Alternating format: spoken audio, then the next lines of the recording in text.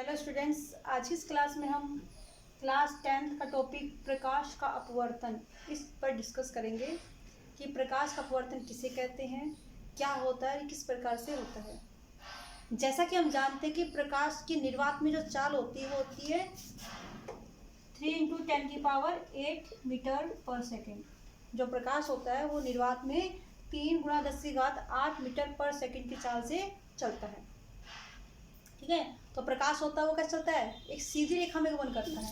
इस प्रकार से जो सीधी रेखाएं होती है इसमें गमन करता है। ये प्रकाश की क्या होती है, जो मूवमेंट होती है, जो गति होती है वो सीधी रेखा के अंदर होती है। मान लो हम यहाँ पर एक वस्तु रखते हैं या अगरबत्ती रखते हैं, मोमबत्ती रखते हैं, और यहाँ पर हमने एक पाइप के द्वारा हम देखना चाहते हैं इसको।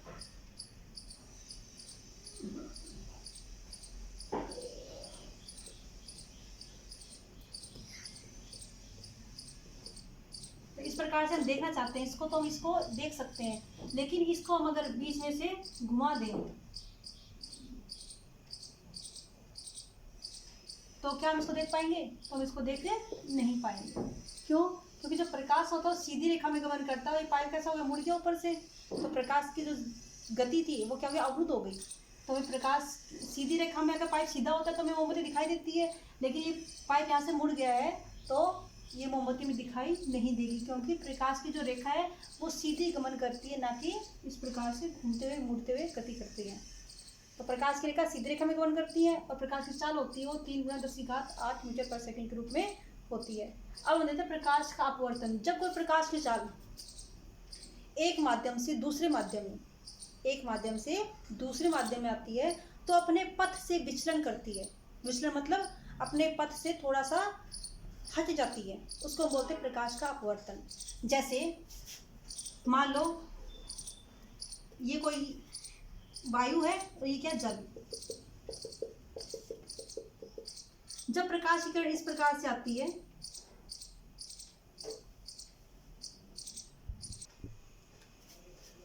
जब वायु से जल के अंदर जाती है तो ये किस प्रकार से अपने पथ को विचलित करती है वो हम देखेंगे। तो ये क्या है, इसका अभिलंब। ये क्या है, इसका अभिलंब। जैसे प्रकाश किरण वायु से जल में जाती है तो उसको जाना चाहिए ऐसे, लेकिन ये जाती है ऐसे। तो ये इसने अपने पथ से क्या करे, विचलन कर लिया ना। इसको हम बोलते हैं प्रकाश का अपवर्तन। क्या बोलते हैं इसको? प्रकाश का अपवर्तन। मतलब प्रकाश की किरण इस प्रकार सीधी जानी चाहिए थी, लेकिन जाती कैसी है, जैसे ये विरल माध्यम है। ये माध्यम कैसा है, विरल माध्यम, और ये माध्यम कैसा है, सघन माध्यम। तो जब प्रकाश की कोई किरण विरल माध्यम से सघन माध्यम में जाती है तो अभिलंब की तरफ थोड़ा झुक जाती है और अपने पथ से विचलन दर्शाती है। तो इसलिए हमने क्या देखा, प्रकाश का अपवर्तन कैसे होता है। मान लो प्रकाश की किरण आ रही है, इसको सीधी जानी चाहिए थी, लेकिन यहाँ पर माध्यम कैसा है, विरल, और जैसे सघन माध्यम में प्रवेश करता है तो ये माध्यम कैसा है, सघन माध्यम है। सघन माध्यम प्रवेश करते जो प्रकाश की जो गति होती है वो थोड़ी सी कम हो जाती है और अभिलंब की तरफ झुक जाती है। इसको बोलते हैं प्रकाश का। इसी प्रकार से हम इसको उल्टा लेते हैं। मान लो ये है जल,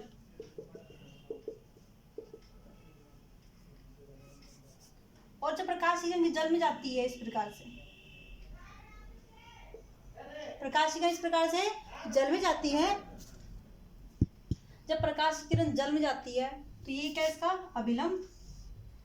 जैसे ही जल में प्रवेश करती है तो इसको जाना चाहिए बिल्कुल ऐसे सीधे, लेकिन क्या होती है, सॉरी ये तो सेम वैसा बन गया।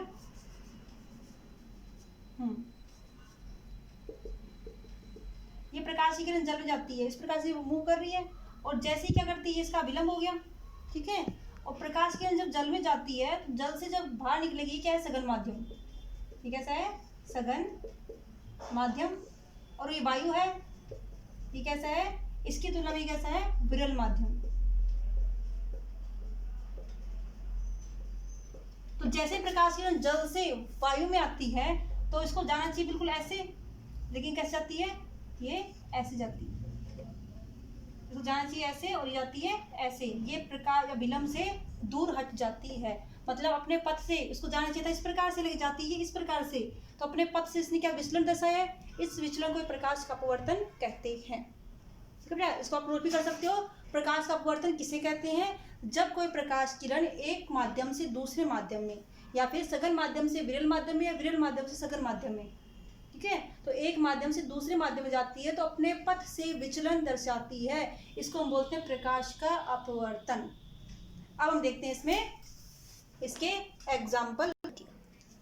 तो हम उदाहरण देखते हैं प्रकाश के अपवर्तन के।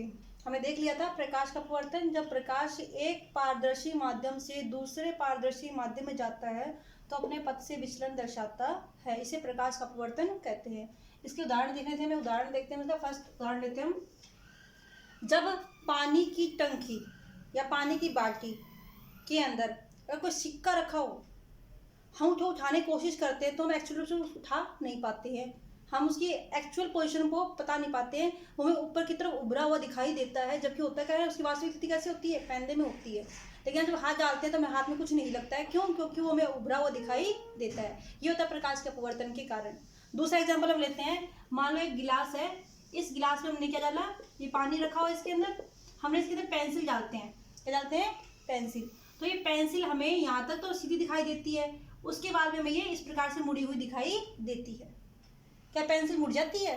नहीं, पेंसिल तो होती कैसी है, सीधी होती है, लेकिन प्रकाश के अपवर्तन के कारण ये हमें मुड़ी हुई दिखाई देती है। इसी प्रकार से और एग्जांपल ले सकते हैं हम कांच के स्लैब का। मान लो क्या है कि कांच की स्लैब है, इस स्लैब के नीचे अगर किसी कागज के ऊपर जिसमें कुछ अक्षर लिखे होते हैं उसके ऊपर हम इसको रखें तो ऊपर की तरफ हमें ये अक्षर उभरे हुए और मोटे दिखाई देंगे।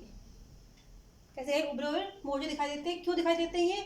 ये भी प्रकाश के अपवर्तन के कारण ही दिखाई देते हैं। इसके साथ साथ हम एग्जाम्पल और लें तो हम दे सकते हैं प्रकाश का अपवर्तन के जो दैनिक जीवन में एग्जाम्पल है वो एक तारों का टिमटिमाना। जो ये प्रभाव है वो किसके कारण होता है? प्रकाश के अपवर्तन के कारण होता है, तारों का टिमटिमाना।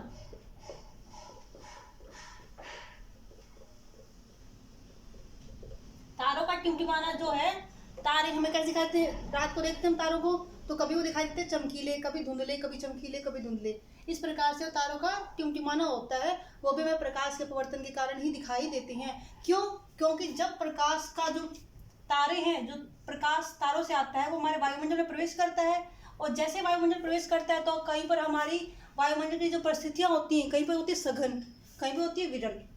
कहीं पे तो वायुमंडल कैसा होता है? सघन वायुमंडल होता है, कहीं पे होता है विरल। तो जो तारे को प्रकाश है कभी तो विलंब की तरफ झुकता है, कभी अविलंब से दूर हट जाता है, कभी विलंब की तरफ झुकता है, कभी विलंब से दूर हट जाता है। इस प्रकार से लगातार वो अपवर्तित होता हुआ हमारे आंखों में प्रवेश करता है, और इस कारण से तारे हमें टिमटिमाते हुए प्रतीत होते हैं।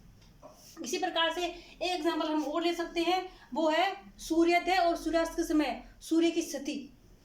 सूर्योदय और सूर्यास्त के समय सूर्य की स्थिति।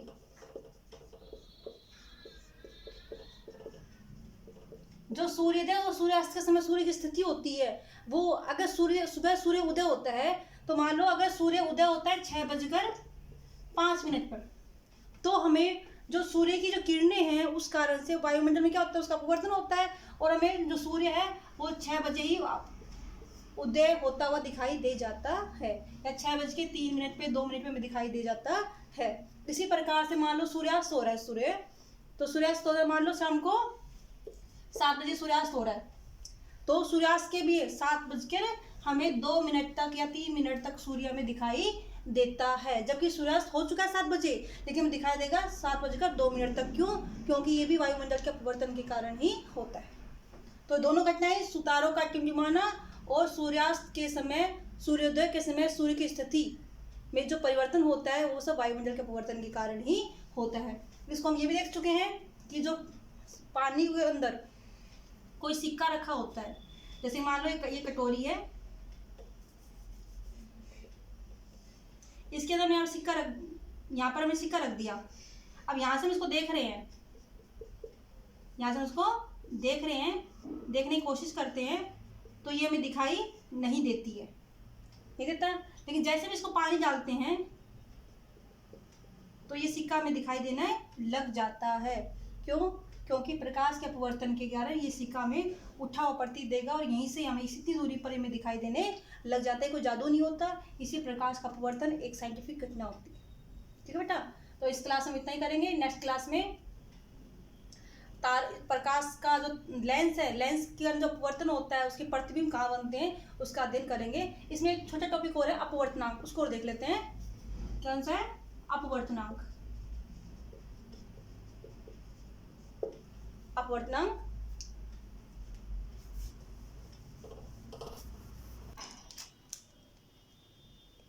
किसी अपवर्तनांक, जैसे हम पहले देख चुके हैं कि प्रकाश की किरण तिरछी किसी एक माध्यम में प्रवेश करती है और दूसरे माध्यम में, एक माध्यम से दूसरे माध्यम में प्रवेश करती है तो अपने पथ से विचलन करती है, अपने पथ से दिशा परिवर्तित करती है। तो किसी भी दो युग्म के लिए, दो माध्यम का जो युग्म होता है उसके लिए जो दिशा परिवर्तन का जो मान होता है वो एक स्थिरांक के रूप में आता है और उसे क्या बोलते हैं? अपवर्तनांक कहते हैं। जैसे हमने देखा था प्रकाश के अपवर्तन में जो अपवर्तन का नियम है, अपवर्तन के जो नियम है वो कैसे होते हैं? प्रकाश के परावर्तन के नियम के समान ही होते हैं।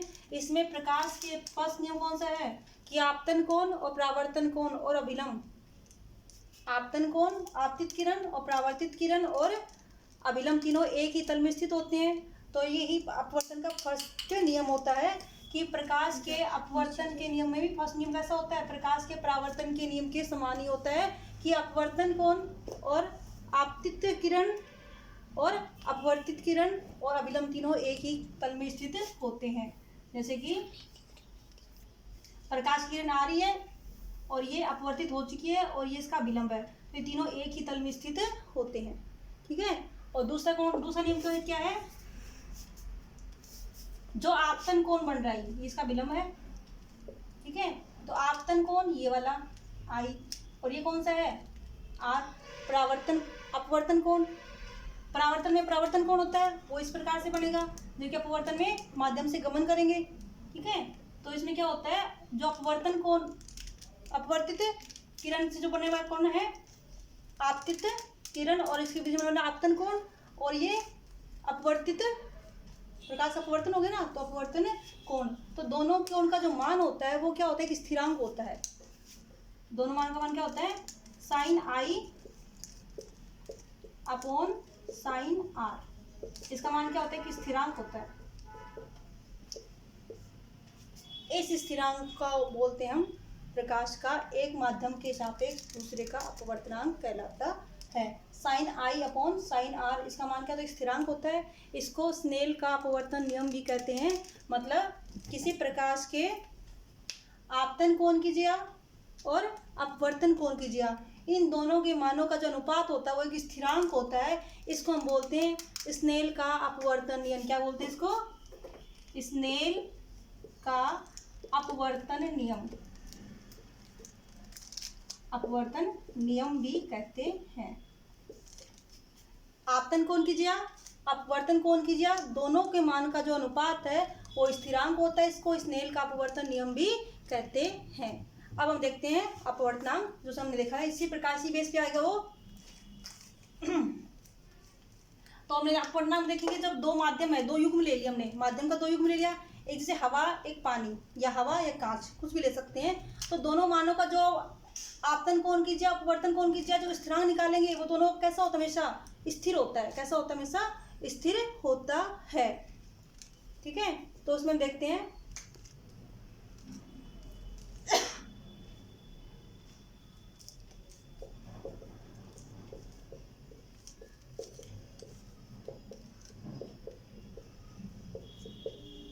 मान लो पहला कोण, पहला जो माध्यम है वो कैसे है?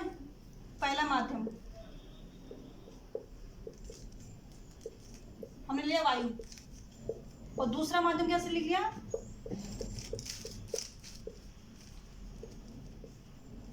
कांच ले लिया हमने या जल ले लिया, कुछ भी ले सकते हैं। इसका जो स्थिरांक निकलेगा वो कैसा निकलेगा?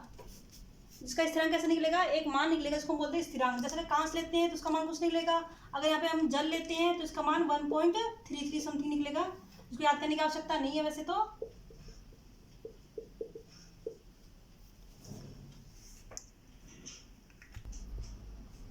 माध्यम, पहला माध्यम मतलब माध्यम फर्स्ट में, माध्यम फर्स्ट में प्रकाश की चाल, दूसरा है माध्यम 2 में प्रकाश की चाल।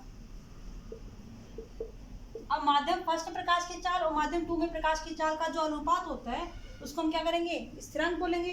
स्थिरांक की क्या होता है, अपवर्तनांक होता है। तो स्थिरांक इसमें अपवर्तनांक हो गया 2, 1, मतलब माध्यम 2 के सापेक्ष माध्यम फर्स्ट का अपवर्तनांक n21 कहलाता है। इसी प्रकार से हम उल्टा भी कर सकते हैं, n12 इजिकल टू माध्यम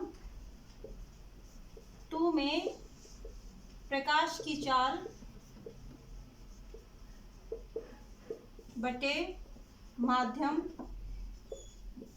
फर्स्ट में प्रकाश की चाल। इसको हम बोलेंगे माध्यम फर्स्ट, मतलब पहले माध्यम की तुलना में माध्यम 2 का प्रकाश की अपवर्तनांक, मतलब फर्स्ट माध्यम के सापेक्ष माध्यम 2 का अपवर्तनांक ये है। ठीक है, इस प्रकार से इसको डिस्कस करेंगे। अब बेटा देखो इसमें माध्यम फर्स्ट में प्रकाश की चाल, माध्यम फर्स्ट में प्रकाश की चाल, अगर यह माध्यम फर्स्ट क्या वायु है, क्या है वायु, तो माध्यम 2 की वायु या निर्वात के सापेक्ष चाल निकालेंगे, इसको बोलते हैं निरपेक्ष अपवर्तनांक। मतलब माध्यम फर्स्ट क्या है, वायु है या निर्वात है, तो माध्यम 2 का माध्यम फर्स्ट के सापेक्ष अपवर्तनांक निकालेंगे या वायु के सापेक्ष अपवर्तनांक निकालेंगे, उसको बोलते हैं निरपेक्ष अपवर्तनांक। क्या बोलेंगे उसको, निरपेक्ष अपवर्तनांक। अगर फर्स्ट माध्यम कौन सा है, वायु है, और सेकंड माध्यम हमारा प्रकाश लेते हैं, तो उसको हम बोलते हैं निरपेक्ष अपवर्तनांक। मतलब वायु के सापेक्ष जो भी हम अपवर्तन निकाल रहे हैं, चाहे माध्यम 2 जल हो या फिर कांच हो, कैसा भी हो सकता है, तो उसको बोलते हैं निरपेक्ष अपवर्तनांक, उसको अपवर्तनांक भी कह सकते हैं। ठीक है, माध्यम फर्स्ट में प्रकाश चाल को हम V1 से शो करते हैं और माध्यम 2 में प्रकाश चाल को V2 से शो करेंगे। इसी प्रकार से उल्टा कर देंगे, माध्यम 2 में प्रकाश की चाल को V2 से और माध्यम फर्स्ट में प्रकाश की चाल को V1 से शो करते हैं। ठीक है बेटा, तो जो इसका जो अनुपात होगा उसको हम बोलेंगे स्थिरांक n12, माध्यम 2 के साथ माध्यम 1 के सापेक्ष 2 का अपवर्तनांक और माध्यम 2 के सापेक्ष 1 का अपवर्तनांक।